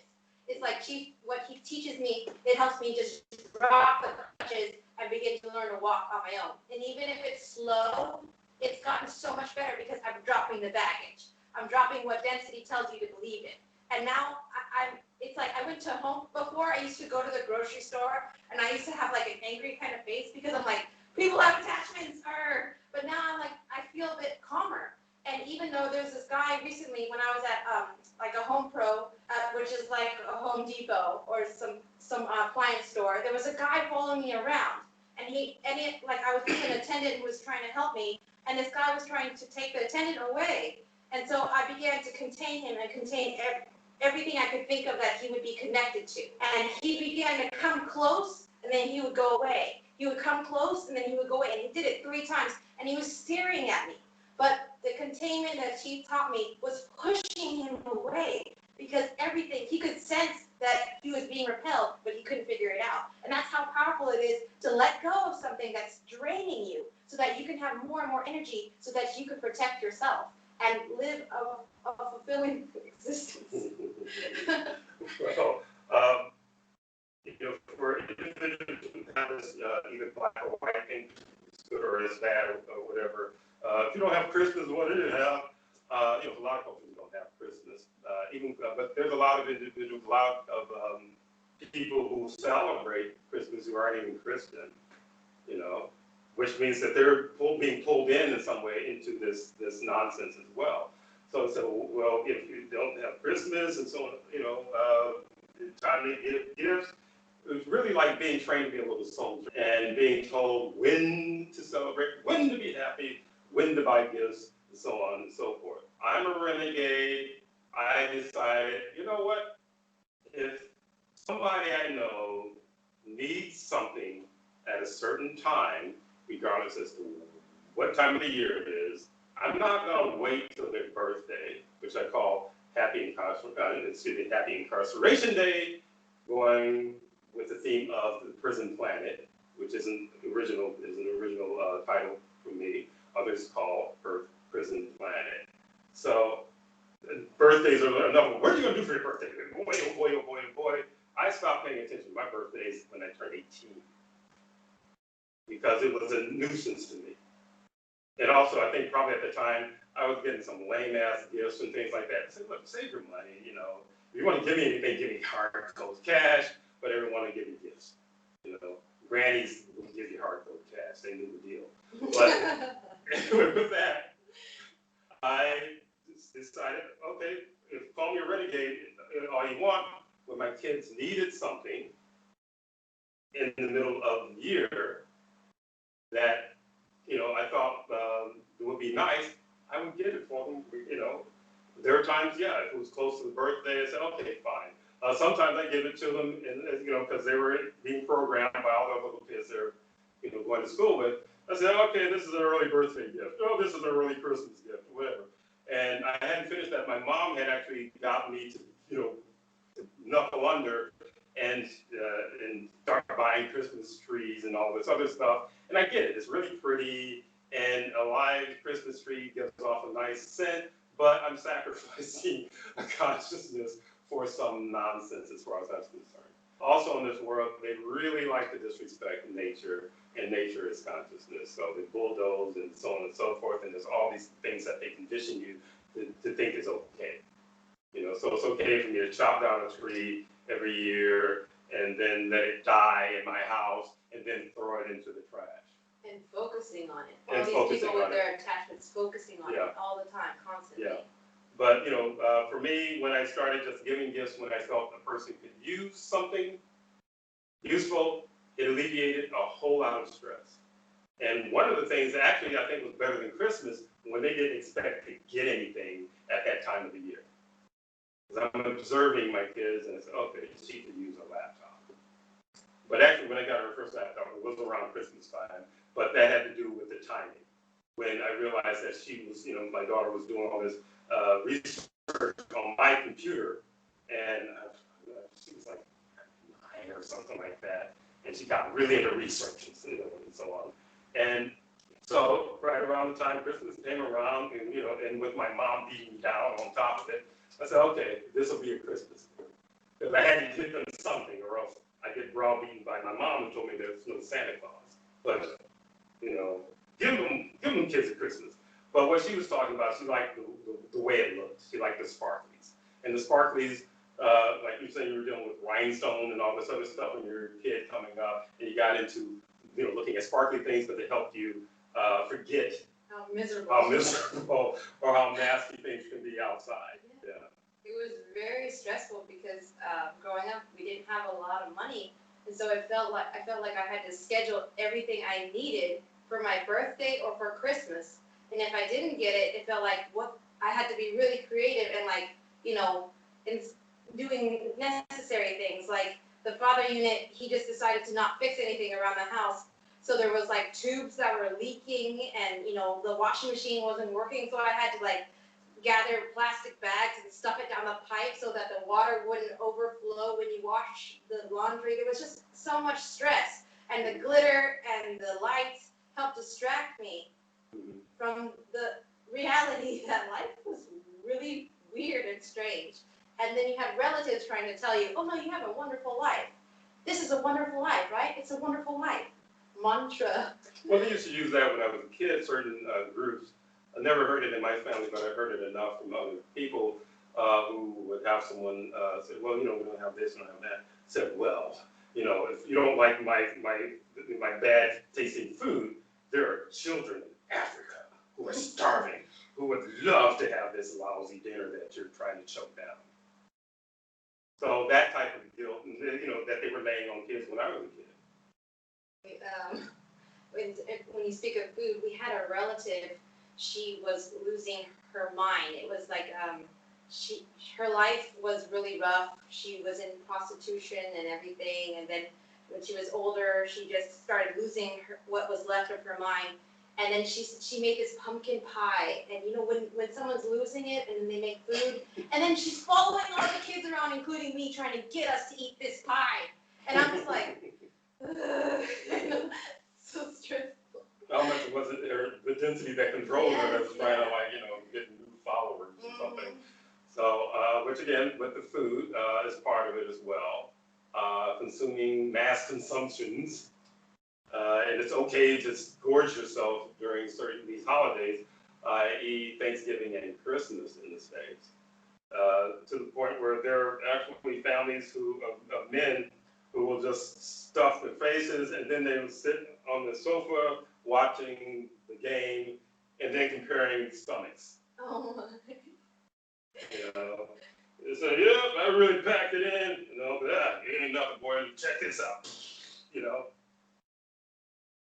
So you're eating food from people who, whatever issues, if the woman who's cooking all this stuff, I can guarantee you she's pretty stressed out because she's got juggling all of this food for all these people who are coming to visit. So yeah, it reminds me of a movie that I think we might have had recently that I had forgotten about, having to do with food. And this movie, I think if I mentioned it to someone else, I might have mentioned it under the wrong title. It's called Like Water for Chocolate, and it's a movie out of Mexico, I believe. Out of Mexico. It came out maybe in the 90s or something. No, early 2000s, I believe. And it had to do with, bear with me if you've heard the story, and it's just going to be short. It had to do with the youngest daughter in this family, and certain families, certain cultures, they have primarily daughters, and I think there were 3 or 2 daughters. And the oldest ones were the ones that they would try to marry off, and the youngest one would be designated as the one that would stay at home and look after the parents as they got older. So the youngest daughter was really a really good cook, really talented cook. She was very lighthearted. She just, really enjoyed things. They lived out in a rural area, and she was kind of a happy person, and everyone just loved her food. And they said she's really a great cook, but she was a good cook, but also her disposition was so nice. So they were also consuming her life, consuming her joy, consuming her satisfaction with who she was at the time. And the thing that ended up screwing it up was the introduction of the man into the mix, who was supposed to marry the older sister. and I guess it was an arranged marriage or something like that. And he hit it off with the youngest daughter, and they really, really liked each other. But he had to marry the older sister because that's what he was there for, and I guess how the families had it set up. And they used to talk about like certain so-called royalties or whatever in certain countries where they'd have these arranged marriages with a certain person from this country, with this person from that country or whatever they call kingdoms and so on and so forth. So it ended up being unrequited love. He marries this older sister who's a pretty gross person, and he starts to explain her habits and things like that. And I forgot exactly what they did, because it was a while ago, where the daughter slips into a depression. But she's still the cook for the house. So something had happened, and she slipped into a major depression, tears and everything. She's cooking, tears are falling into the food, and food's ready. She's doing what she's supposed to do, ready on time, bring it out to the family, and they eat it, and everyone around the table starts to cry. Now, someone thinks that's fantasy, but that is reality. So when I talk about containing food, like I said, density will show you what they do, but they'll tell you, oh, it's not real. But if you live it the way I lived it, you will understand that certain things are real, and that was very, very real. So when I cook, and certain people, oh, wow, this is really, really great, it's because I have a certain balance to my energy, and I enjoy cooking, and I enjoy focusing on what I'm preparing. People will like my brew.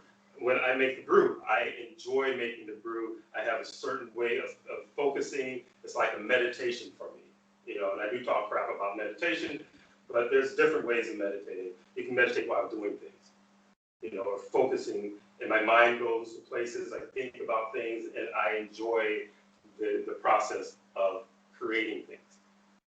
And so when, with the brew, I've never run into anyone except some people think it was a little hot, a little too spicy. But other than that, I've never really had anyone that's like, oh, what the heck is this? They usually get really addicted to it. And that wasn't my intention. I wasn't putting corkscrews in my brew to get people to be addicted to it. It's just that the energy that I channel into it affects people when they drink it. I mean, I've seen you prepare the food before, and you really actually glow. And I'm like, did you know you're glowing? And you're like, nope. No mirrors in the kitchen. Yeah. So. But it's interesting that you say that, because also who you eat with.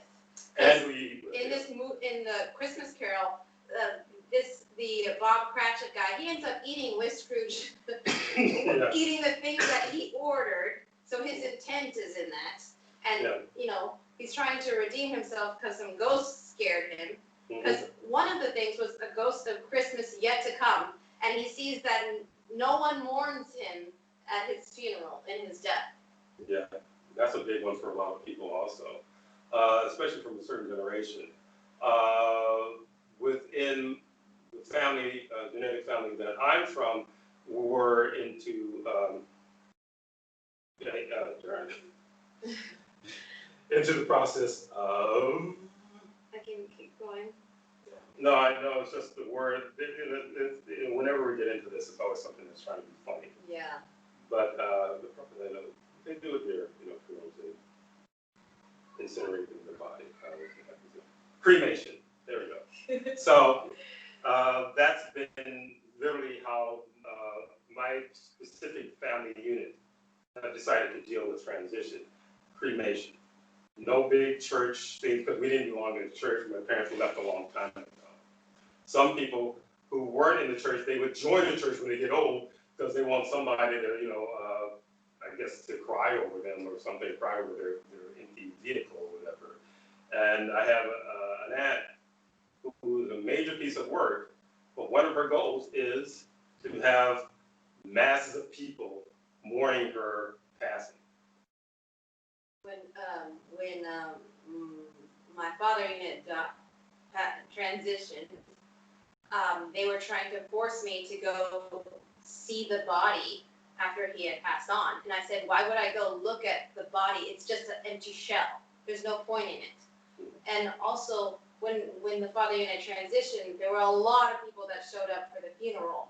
And I had an uncle unit who was like depressed because he didn't think that many people would come to his funeral.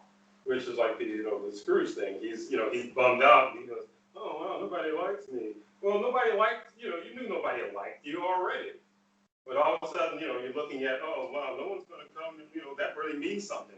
To me, transitioning, cremation, done deal. I did whatever I did while I was here. Don't mourn me. If anything, if it was a situation where, well, with what I know, there's no way in the world I'd be recycled back into this garbage. But there's a lot of things that are going on where there's a whole lot of people won't be getting recycled back into this nonsense. To me, it would be an escape from a prison. True success is not being recycled. People think that true success is health or money, but not being recycled is the true goal. Well, not being recycled is infinite. Money and the concept of health within this realm is finite. Because once you transition, they say, in health, some people just get really, really old. Is someone asking a question? I think so. Who's asking a question? Yeah, I wanted to not really ask a question, but to make a comment. But one of the things that sort of kept me in when I used to be married. And so one of the things that kept me married was the fear that no one would be around to bury me when I died. That sort of kept me in a relationship that clearly wasn't working. And I kind of held on to that for at least another 10 years after I got divorced. And, it's affected a lot of decisions that I made.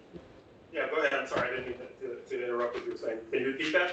The last part? Yeah, I was just saying it affects a lot of decisions that I made for myself in thinking that, well, if this one place didn't work out for me, well, then it won't work out. That nothing else will ever come after that. Yeah, and that's definitely one of the programs.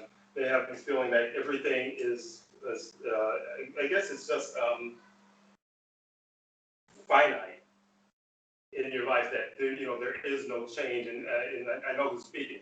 And as you know, just from your experience in the last year or so, that that things can transition into a better place. But yeah, a lot of times I have to say the same. Well, mine didn't have anything with someone not no one burying me, but that's very Christian. And my grandma used to talk about things like that no one would be, but she never felt no one would be at her funeral. I mean, she had a lot of people there, but there's a lot of individuals who think of this really odd thing about being buried and having people mourn. And really what that is, when we talk about crying and so on, and when I talk about crying, I talk about feeding density. So I've been to my share of funerals before I moved to Thailand. And I could always feel the presence of density during these funerals. And I could also feel that there were people who weren't really sincere about how they behaved during a funeral. There are cultures, the more you act up, the more positive kudos you get for like throwing yourself on the coffin and all this other kind of stuff and screaming and kicking and all that. It's all a bunch of nonsense. It's literally just designed to feed density. I know in New Orleans, and probably anyone who's ever, read anything about New Orleans or observed certain things about New Orleans, there's the dirge where they, march slowly to the cemetery and so on and so forth. And I'm not going to criticize it. It's like, because once the person is put in the ground, then on the way back to town, everybody's, playing an upbeat tune. As like a celebration, it's like juxtaposing the feeding frenzy with the celebration of that person's life, that they existed and they did whatever, and I guess they'd say they survived as long as they did. So that's another one where I looked at it and I said, well, I can critique a lot of the stuff I said, but I can't really critique that much because these guys are like, be joyful. And I believe there's a Ramtha poem, if I talking about that, I probably would have dug it out. That had to do with, in other words, celebrate the time that I had been here. Instead of mourning my passing, celebrate the time that I was here. And is that? That was the time. Oh, that was the time. But, Shoot, you didn't get a chance to actually read the synopsis for. Yeah, but this one is a lot more recent, so there's a lot more familiarity with this movie than other things. Yeah. But definitely, it's definitely interesting to learn to view everything from a different perspective is what frees you really. Yeah, I like calling it just being a renegade in your, in this world.